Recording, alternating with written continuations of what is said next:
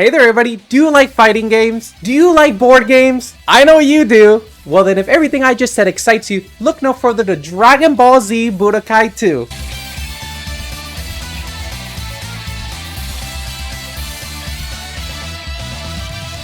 The Dragon Ball Z Budokai games are loved by many. For a lot of people, these were the first Dragon Ball games that they ever played. However, out of the trilogy, Budokai 2 tends to suffer from the middle child syndrome, often being overlooked and underappreciated. It also doesn't help that when the HD collection came out in 2012, Budokai 2 was the only one left out, making the older fans somewhat forget about this game, and for the newer generation to never really experience it at the time. So Dragon Ball Z Budokai 2, is it really that bad? The game released in North America on December 4th of 2003, and a year later on the GameCube on December 15th, 2004, making it 6 months prior to when Toonami aired the final episode of Dragon Ball Z back in 2003. Now, I didn't get a PS2 until Budokai Tenkaichi 2 release. I was always an Xbox and GameCube guy. The only way for me to play these Dragon Ball Z games back then was because of my cousin, who actually had a PS2. And man, did we have so much fun. I remember he used to bring that in every family gathering. We would play it outside in the garage, inside the house, under the staircase because there was like an opening. I mean, it was basically almost treating it like a Nintendo Switch in a sense. Not only that, but it's just in that era of just watching Toonami and playing Dragon Ball and experiencing the Buu saga, you know, for the first time and in like a video game. That was freaking awesome. Ah man, you just couldn't compare that. That was great. Now this game did come out 1 year after its predecessor, and it did add and improve in a lot of aspects to the original. The combat was faster, and you can use key signature attacks like the Kamehameha wave and the Gallic gun at will just by pressing a button, instead of having to launch a 4-hit combo back then. Not only that, but even more special moves were added and skills to mix and match any character to your liking. The graphics were also improved. See, Budokai 1 had almost like this Play-Doh feel, at least on the PS2 version. On the GameCube, they did add more of like that cel-shaded look. That's what they apparently were going for. And going into this game now, you can definitely tell that the game is fully cel-shaded. Not only that, but we also got a set of new characters and an additional game mode that we'll go over later. So then what gives with this game? Why are a lot of people ignoring it and frankly don't really like talking about it? Nice throw, Mr. Piccolo. Thanks. Okay, so the board game, well, let me explain. Instead of the traditional way to playing a fighting game or a Dragon Ball game, as you all know today, where you just do some battles and then you see a cutscene, they decided to be a little bit different in this game. Instead, it's implemented into a board game aspect. There's 9 stages in total, and in those 9 stages, you have to obviously go through some of the sagas. However, they are somewhat abridged, as they basically wrap the Frieza saga and the Cell saga in like the first 3 stages or 4, but it doesn't follow the anime properly, which I mean, it's kind of cool because it's a little bit different.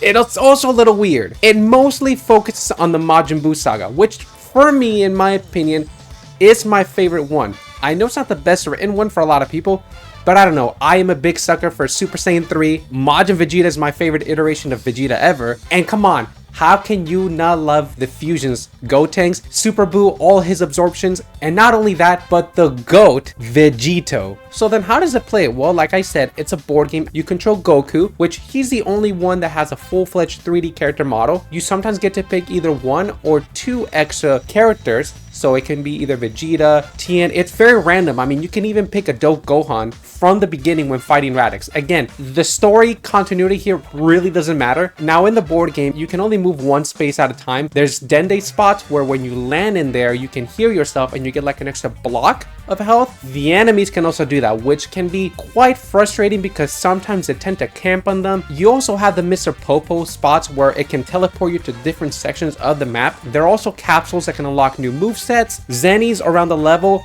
which also, if you dig around in like certain spots, you can find Zenny in there hidden. There are also buffs for like your defense and offense if you pick them up per character. It gives you like a 10% boost. And also if you have like, let's say Vegeta in one spot and then Goku, and you put them all in the same like spot area, you do get like this extra, like I guess Zenkai boost, you could call it. Now it's not perfect. You tend to fight a lot of the same enemies, and what I mean by that is once you defeat Frieza and Cell and you hit the Majin Buu arc, which is like the main core of what this sequel is about, they come back. But they not only come back as normal, they come back as, for the first time ever, as Majin Frieza and Majin Vegeta. It is very weird. It is really cool, the idea, really, when you think about it. It could work until you fight them every single time. But you also fight the Cybermen and the Cell Juniors everywhere. Like, they are the only enemies besides, like, the main antagonists. Like, you would fight, like, the Deborah or, like, a Majin Buu, for example. But they don't include Spopovich or anything like that. So you're really just stuck with, like, those characters that you're fighting constantly.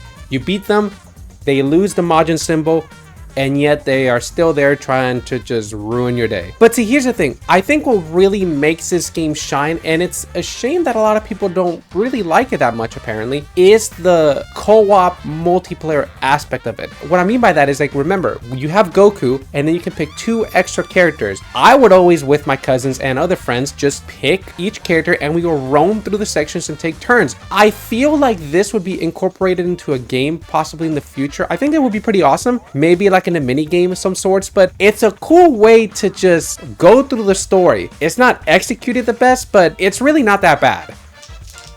Mr. Piccolo, you're supposed to roll the dice. Shut up, Gohan. Remember your training. Yes! I can do this! I can do this! Yes! I also wanted to mention this, but stage 2, which has Muscle Tower, the actual like board game stage section, that has such, if not one of the coolest Dragon Ball soundtracks ever.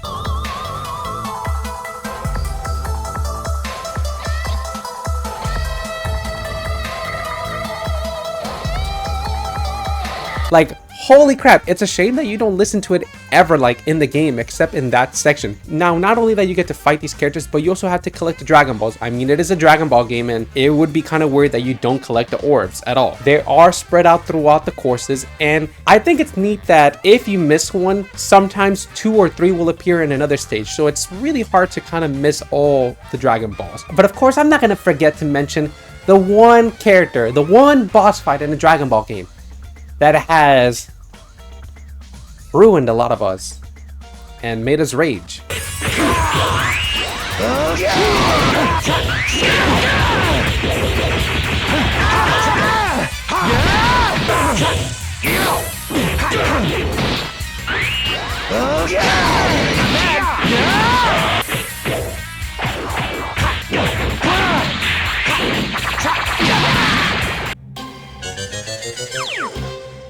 Yeah, Kid Buu's a menace. It is pretty insane how strong and OP he is in this game. I mean, I feel like the best way to really beat him is just kind of have to cheese and just use your traditional 4-hit combo and then do a Ki Blast.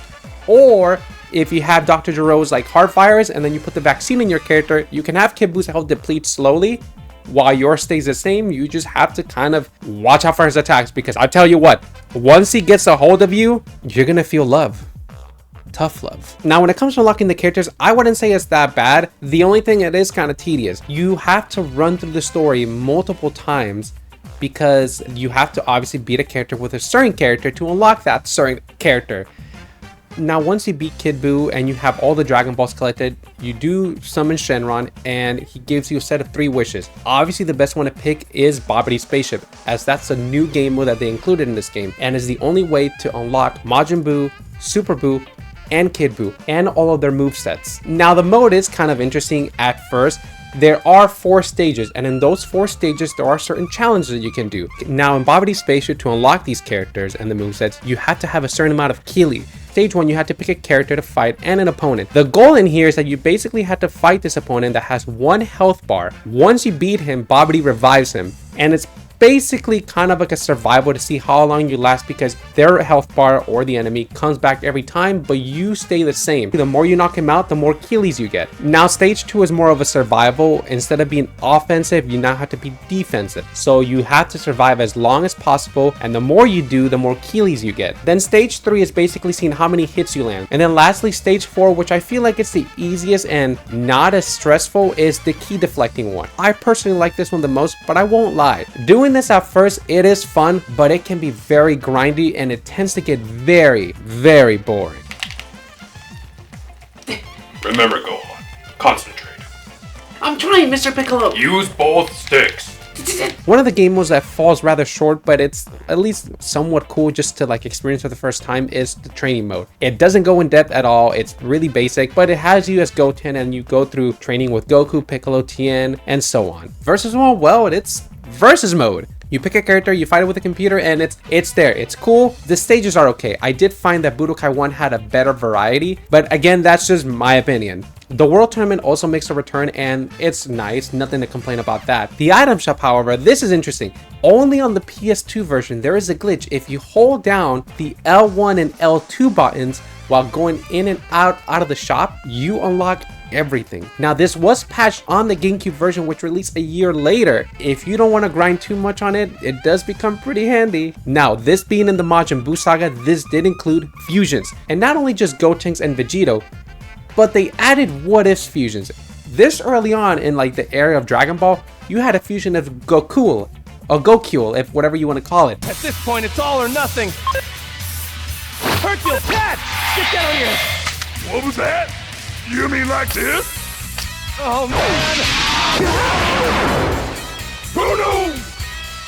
And he launches the Ultra Spirit Bomb. That's never been done before. It's a big pink spirit bomb and he just throws it. I mean, it's hilarious and it does an insane amount of damage. In addition to that crazy fusion, they also added Tien Han, which is the fusion of Tien and Yamcha via fusion dance. It's so cool. Like, I wish they include this more in other Dragon Ball Z games instead of Dragon Ball Fusions, which is the one that went wild with the fusions. Side note, Super Saiyan 3 is awesome, but my favorite thing in this game, and it has not been replicated in any other Dragon Ball game, at least for that certain character, is Super Buu's absorptions. See, Super Buu absorbs Gotenks and Gohan, but the cool thing that they did in this game, he actually absorbs Frieza, Cell, Vegeta, but you also absorb Yamcha and Tien. They don't do that anymore. It's so cool. They add so much layers to Super Buu's ability. It's amazing that they haven't done that to any other Dragon Ball game, but it is really awesome and I do appreciate that. And for me, as a big Majin Buu like fan, he is my favorite villain in the Z era,